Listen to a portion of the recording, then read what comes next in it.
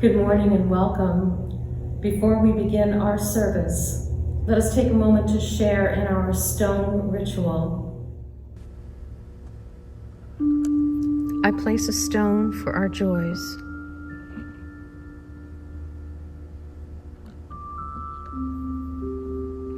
One for our sorrows.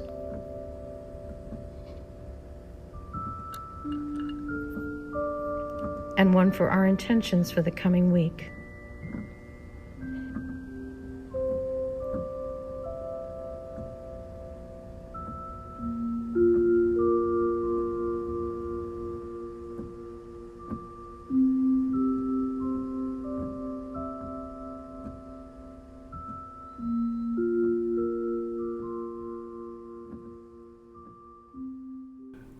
The UUCT care team is ready to help.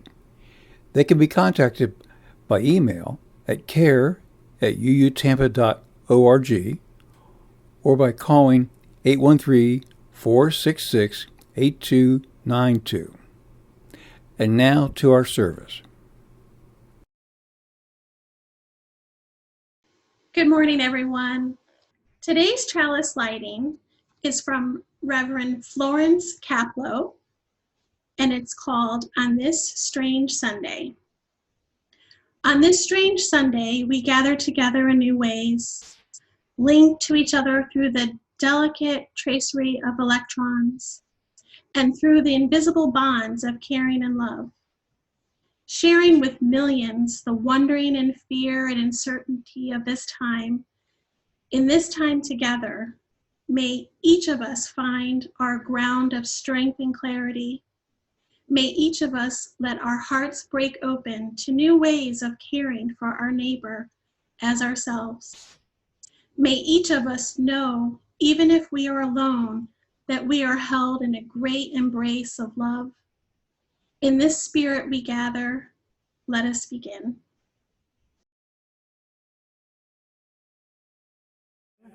Now we're singing number 21 in our great hymnal, For the Beauty of the Earth.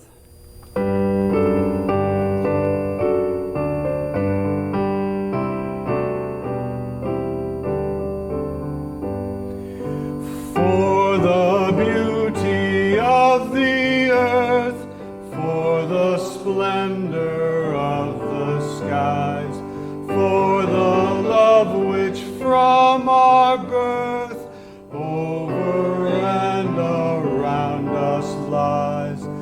Source of all, to thee we raise this our hymn of grateful praise. For the joy of ear and eye, for the heart and mind's delight, for the mystic harmony, linking sense to sound and sight. Source of all, to thee we raise this our hymn of grateful praise. For the wonder of each hour, of the day and of the night, hill and vale and tree and flower, sun and moon and stars of light.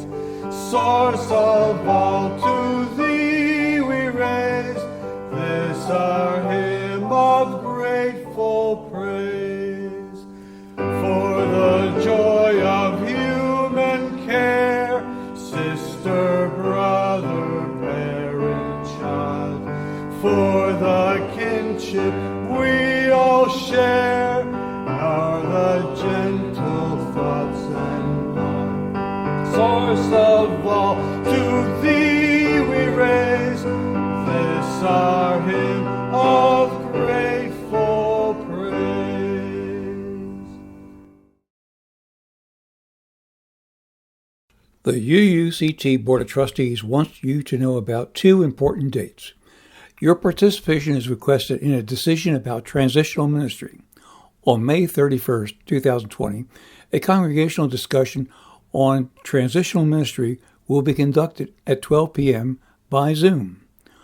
On June 7th, 2020, A special congregational meeting is being called by the Board of Trustees to vote on how to proceed with transitional ministry.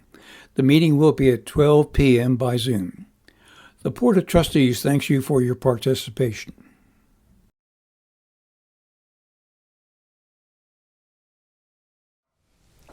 Good morning. My name is Erin Powers, and I am the Director of Religious Exploration for Children and Youth at the Unitarian Universalist Church of Tampa. And this morning I have a story for you. So, have you ever wondered what the banner with our church's name on it in our multi-purpose building is for? Well, it's more than just a nice decoration for our space. It represents our church when members go to General Assembly, or GA, in June. General Assembly is a yearly gathering of all the UU churches. It's a time of celebration and learning. GA begins with a banner parade. In the banner parade, each congregation and group walks into the large assembly hall carrying their banner, just like the one that we have. Everyone waves and claps, there is music, and it is a joyful time. After the parade, the banners are then hung around the hall so that they can be seen for all of General Assembly. Each banner is unique to each church and group. It's a way of saying, "Hi, I'm here, this is me." And they often have symbols and pictures of things that are important to that community. And there's usually a chalice on each one.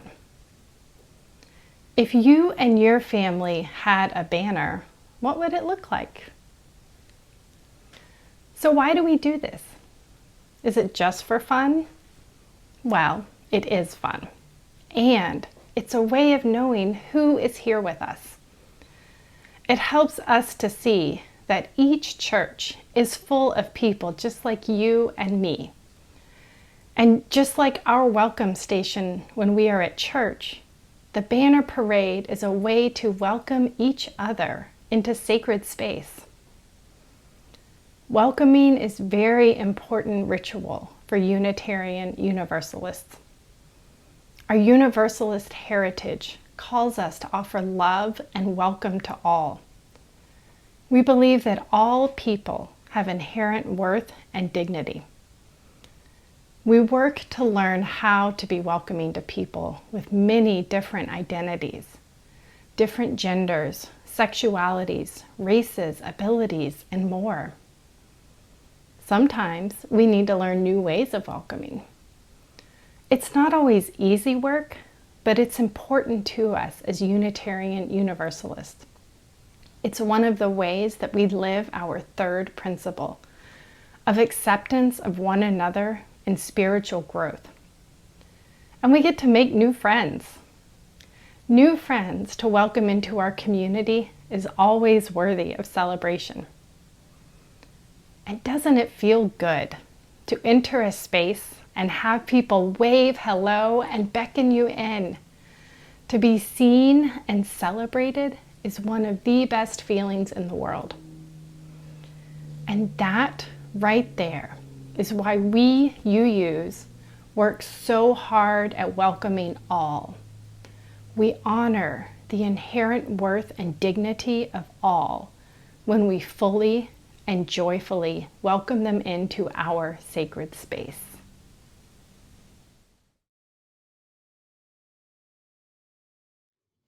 Today's meditation from Reverend Gretchen Haley is titled Shelter in Place.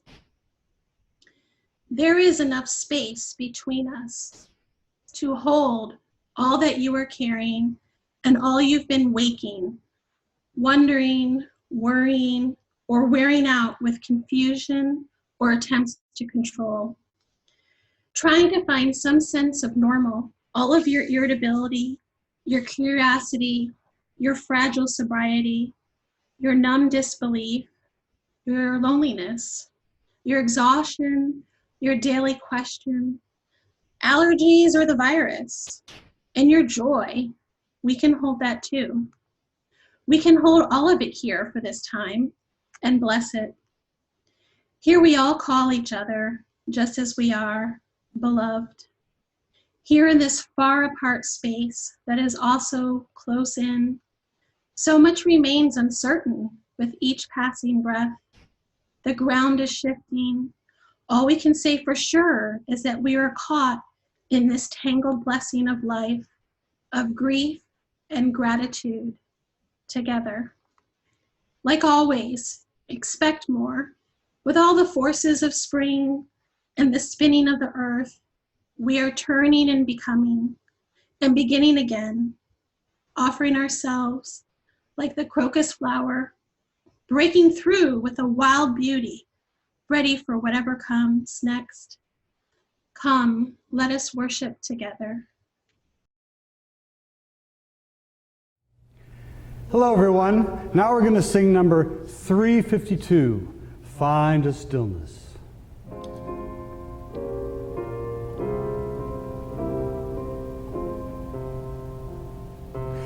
Find a stillness, hold the stillness, let the stillness carry me. Find the silence, hold the silence, let the silence carry me.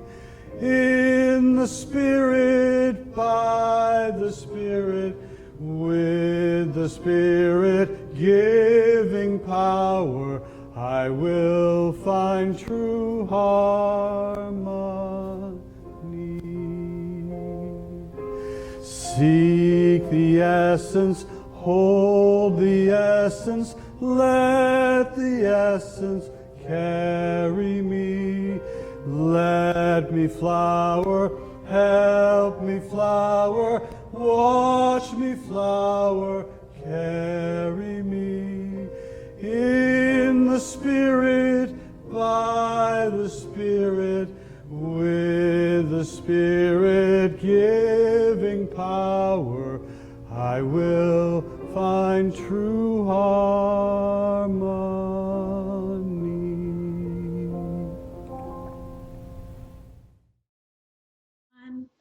I'm pleased to introduce our guest speaker today.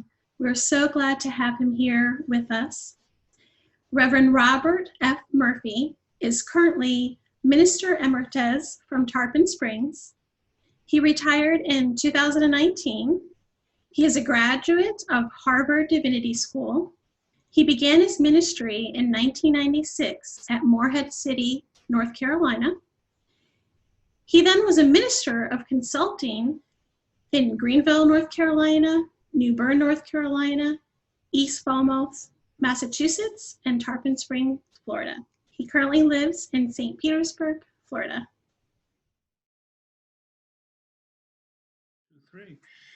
Good morning. I'm Reverend Bob Murphy. I'm a Unitarian Universalist minister, now retired. I'm over here in a retirement center in St. Petersburg.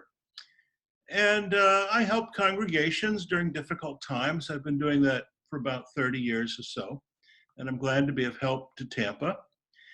I'll start with some quotes from Mohandas Gandhi. He was one of the great teachers and healers during the 20th century. He was a Hindu, but he spoke for all of humanity. He was concerned about all the people and all the different cultures. Let me read two Gandhi quotes that are especially appropriate for a pandemic. Gandhi said on one occasion, "The true measure of any society can be found in how it treats its most vulnerable members."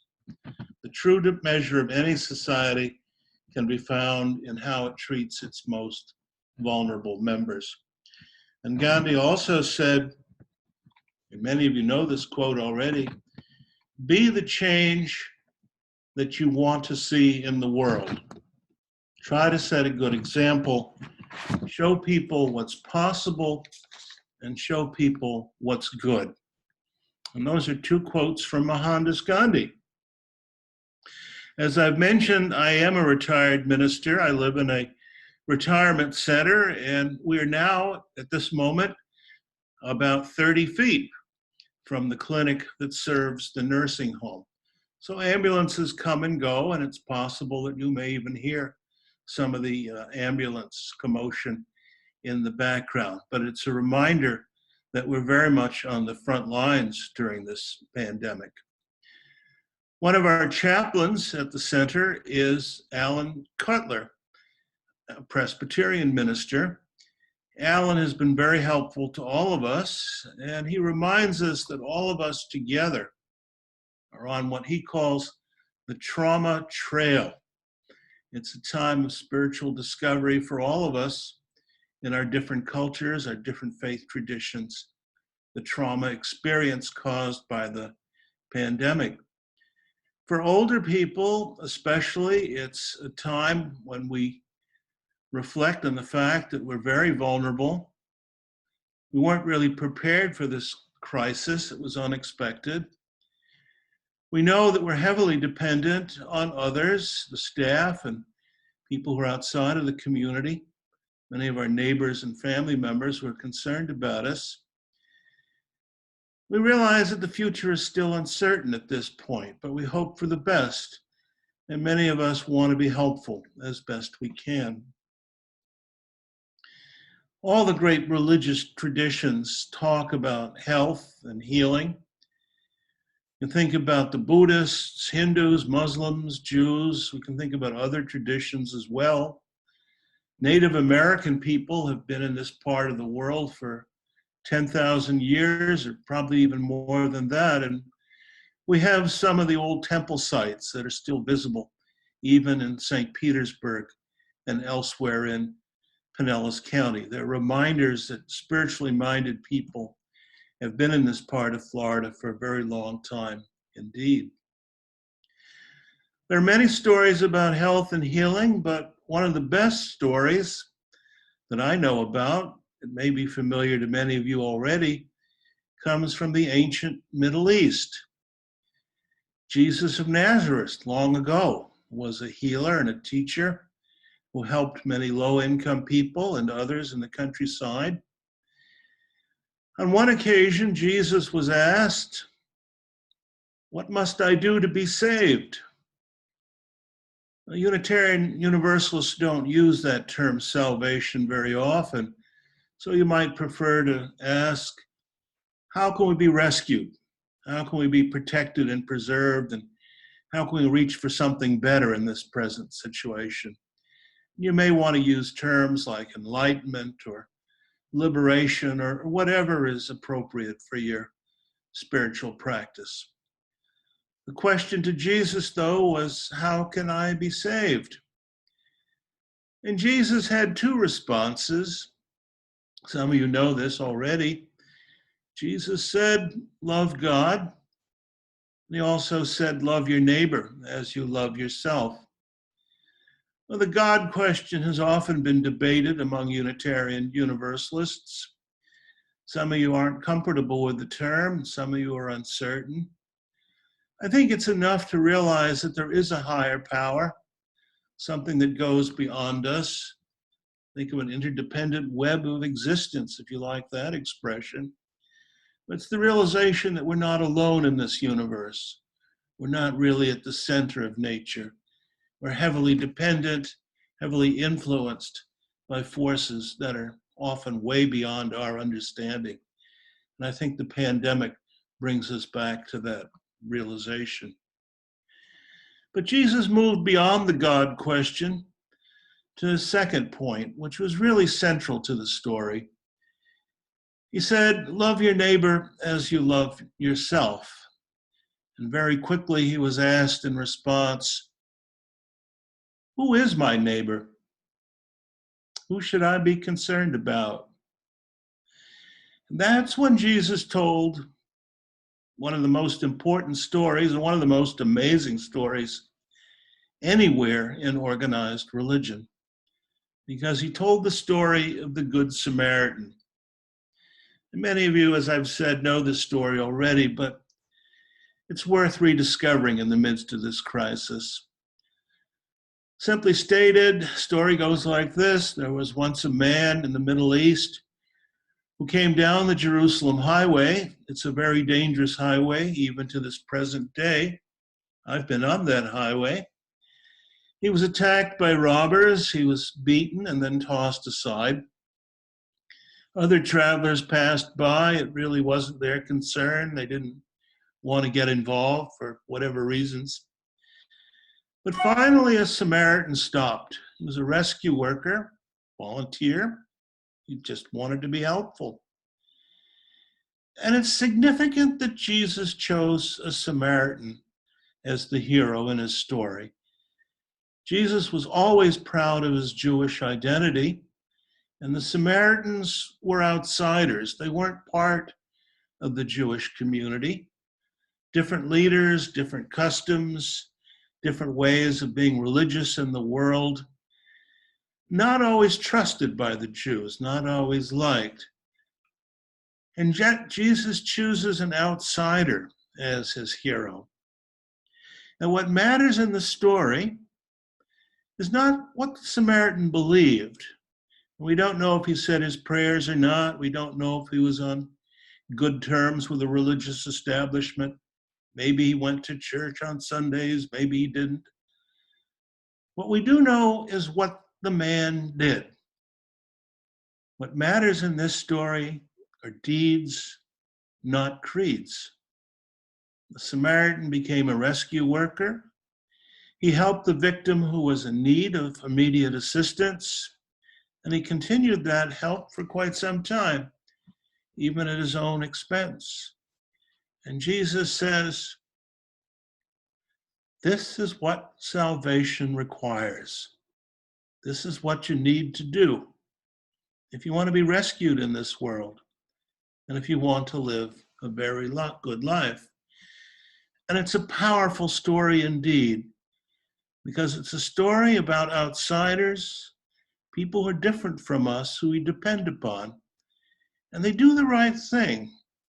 They're not quite like us, and yet they show us how to live a better life. We're going to need that kind of instruction, that kind of good example, and we're going to need it for a long time indeed.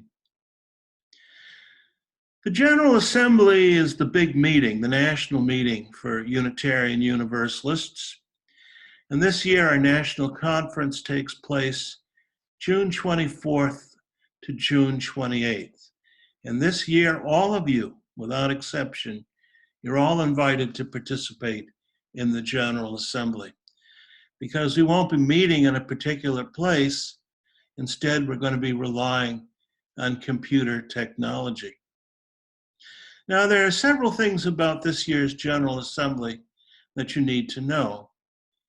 You need to know, first of all, that this is the 400th anniversary of the establishment of Plymouth Colony. And you all know stories about the Mayflower and the Pilgrims and Plymouth Rock.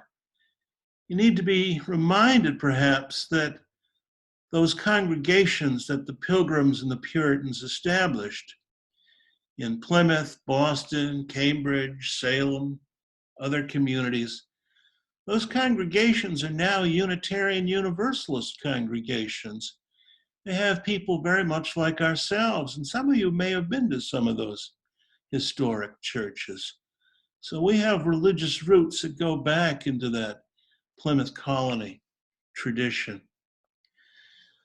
The site for this year's General Assembly is Providence, Rhode Island, which is about 50 miles from Plymouth. And it was chosen because it's close to the Plymouth Colony borders. And it was thought that perhaps people would want to go over to see some of these historic sites and meet with some of the Native Americans and others who have stories to share about old Plymouth. But of course, the General Assembly, as it was planned, was canceled by the pandemic. And that brings me to the second point of why this year it's so important. This will be the first year that the entire General Assembly is brought to people by means of computer, by electronic technology. And this has never happened before, so we're setting a precedent, all of us, as we experiment with this new technology and with new ways of interacting with each other. Needless to say, one of the big topics will be the pandemic. It is, for many of us, a spiritual experience. It's opened a lot of eyes to realities that we need to better understand. We realize that there really is a crisis in the American healthcare system, probably in other places too, but certainly here in the United States. Many people don't have adequate plans for health insurance, various difficulties in gaining access, many people now unemployed because of the pandemic, and also the disparities that we've begun to realize. A lot of this has been laid bare because of the disease experience. All groups have been affected by the pandemic, but some have been hit especially hard. Native American tribes have been hit very hard. We think about the Navajo and Pueblo people in New Mexico. We also think about the Native American tribes in Rhode Island and in Massachusetts that are struggling to provide adequate care for their people. We're concerned about farm workers. We're concerned about immigrants and migrants. We're concerned about prisoners, other vulnerable groups that have been hit very hard by the pandemic. The old problems of racism, poverty, other difficulties in this society have been exposed once again. And that's a concern for a great many Unitarian Universalists. And when we gather for the General Assembly by electronic means, these are some of the topics that will be addressed. And we'll talk about many of the big things that need to happen. Some people will talk about expanding the Medicare system or providing support for the World Health Organization or developing vaccines. And all of these things are extremely important. But for many congregations, the big question comes back to the grassroots. How do we build communities and workplaces that are healthy, that are sustainable, and that are resilient? And how do we give special attention to the groups that have often been vulnerable in the past? So we think about low-income workers and their families. We think about healthcare workers on the front lines, and we think about people in the food system and elsewhere who are, well, working on our behalf, sometimes under very dangerous conditions. How do we care for these people? How do we recognize their good work? And finally, we keep coming back to the climate change problem. As I speak, there's a major cyclone. Essentially, it's a hurricane. We would probably call it a Category 4 hurricane that's on its way to Bangladesh, a very vulnerable, very poor country that suddenly is exposed to two major problems: climate change and its impact, and the continuing problems of the coronavirus pandemic. One woman who was interviewed on television said to the audience, "We don't want to go into the emergency shelters. That's where the disease is located. And yet at this point, we have no choice in Bangladesh. We have to go to the emergency shelters. We have to take risks." Of course, here in Florida, we're reminded that hurricane season begins on June 1st. That's only a few days away. And we hope, and many of us pray, that we'll be spared and that we won't be in a situation where we have to go into hurricane shelters in the midst of a pandemic. We'll try to take care of each other, and I hope that Unitarian Universalist congregations are part of the emergency services effort when we're called upon to be of service. I believe that Gandhi got it right. He said we have to be concerned about the most vulnerable people in society. That's really how we're tested, how I will be judged at the end of time. How did we care for the people most in need? How did we display our compassion when it really mattered? And Gandhi said, of course, be the change that you want to see in the world. It's easy to ask for government assistance and for big international programs. And yes, I agree that all these things are needed. But what really matters is what we do at the local level, what we do in our congregations, in our communities, in our workplaces, and in other settings that are very close to home. This is a great moment in our religious history. It's a time when we need to do some spiritual reflection, and it's also a time when we're called to action. We'll be talking about some of these things at the General Assembly. You'll have the opportunity to join us by computer. I hope you do join us, and afterwards I hope we can continue this discussion here in the Tampa Bay area. And I appreciate your involvement. I have an extra story that I want to share with you. I was encouraged to tell another story that might be helpful during the pandemic. And it's a story about how I became a Methodist. And do keep in mind that I'm a very loyal Unitarian Universalist minister. But on one occasion, a few years ago, I became a Methodist. And I'll tell you how that happened. I went to New Orleans after Hurricane Katrina to help with the disaster response effort. And we were all together at one big convention place, and the different faith groups were represented. And then we were asked to leave the convention hall and to go out into the community to be of assistance in construction and at food pantries and other places that needed some help. So I went outside. There was no Unitarian Universalist group there, which was very unfortunate. There was a Presbyterian group, and I joined the Presbyterians to get on the bus. But at the last moment, something happened, and I got moved over to the Methodists. And that's how I became a Methodist for a few days. I worked with Methodist relief services. We did some construction work. We did a lot of work with food pantries. And then at the end of one day, a man came over from across the street, and you could tell he was a little bit uncomfortable, very shy. I think he was reluctant to approach us, but he identified himself as being a Muslim from Islamic Relief. And they had just received a food shipment at their food pantry, and they needed some help unloading boxes. And he wondered if the Christians would be willing to help Islamic Relief. And the Methodists said, of course, we're here, we'll help. And so that's how I became an Islamic relief worker for a few minutes, maybe an hour or so. But I came home from New Orleans and I told the story. And then later in Florida, during one of the big hurricanes, I got a call from the Salvation Army, and they needed some help in Pinellas County. And so I signed up and took some volunteer training. Because if you want to do emergency services work, you want to run a soup kitchen, the Salvation Army will teach you how to do it. And that's how I became a Salvation Army worker. And yesterday I met once again with my friends from the Salvation Army in Pinellas County, and I'm back on board for this year's hurricane season.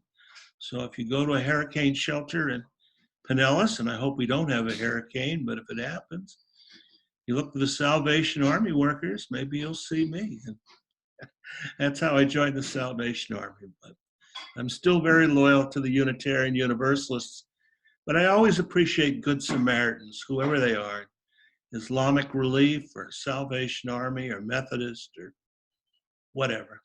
We're all in this thing together. We can all be good to each other. You're all good people, and I wish you all the very best. Namaste. To support the UUCT with your generous financial gifts, please go to the UUCT website and click on the Click Here link to donate. It will take you to our donation page, and you can securely make your donation to the church. Thank you. I would like to share some closing words as we extinguish the chalice for today. This is by Reverend Nancy Reed McKay, and it's titled, Your Light Carries Through. As we extinguish this chalice, may we remember the divine spark that lives within. You may feel alone, yet you are integral, a part of this community, a part of our common fire. Your light carries through invisible microfilaments. connecting you to me and to the others here. I see your face. I hear your voice. I see your fire. Burn on. Burn your chalice of light, of love, of deep connection, until we are in each other's presence once again. Blessed be. Amen.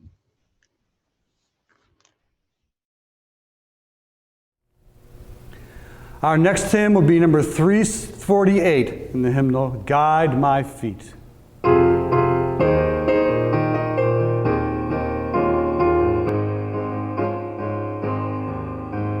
Guide my feet while I run this race. Guide my feet while I run this race. Guide my feet while I run this race. For I don't want to run this race in vain. Hold my hand while I run this race. Hold my hand while I run this race. Hold my hand while I run this race. For I don't want to run this race in vain. Race in vain. Stand by me while I run this race. Stand by me while I run this race. Stand by me while I run this race. For I don't want to run this race in vain.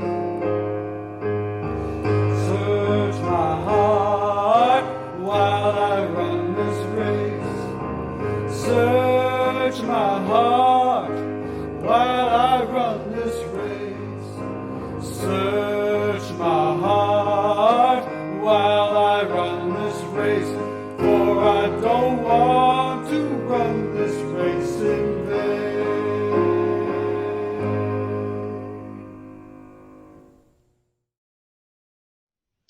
Thank you, everyone, for joining today's virtual service.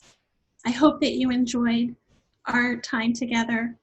Thank you, Reverend Murphy, for your sermon. I wish everyone a healthy and happy week. Until we see each other again in our big dome, please be safe. Know that we're here with you in your hearts. Blessed be. Thank you.